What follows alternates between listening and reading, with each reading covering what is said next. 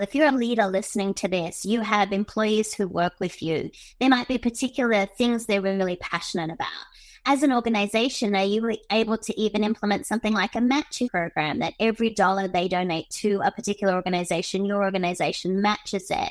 That's not actually going to take you a lot of time, but as an organization, you're saying we stand for something.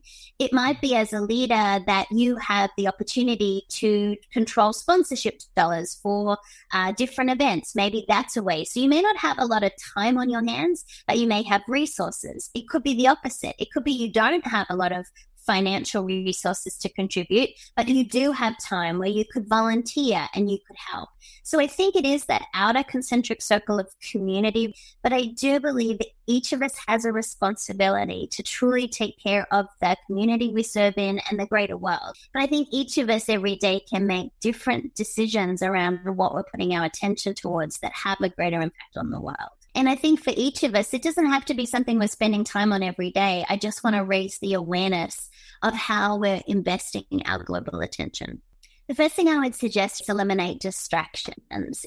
According to the Information Overload Group, it costs US businesses $588 billion every year because of constant interruptions. So think about, how do we eliminate distractions? And just as a leader, one of the biggest distractions is you. You as the leader are often the problem, right? Because you're constantly saying to your team, hey, do you have a second? Do you have a minute? Do you have a second? Do you have a minute? It's never a second. It's never a minute. And then you might say to someone, hey, what do you think about this? Now that person then takes that and says, oh my God, my boss wants me to go find out about this. And so they go on this path. As a leader, you call meetings unnecessarily. You've always had an 8:30 Monday morning meeting, so you still have the 8:30 Monday morning meeting. And I'm suggesting maybe what you want to consider is, every time you ask someone to spend their minutes with you, they never get them back. So as a leader, can you eliminate some of the distractions, including how you are a distraction to your team as well? I often consult to organizations, let's just say even on their environment. Some of my clients have moved from offices to open plan productivity.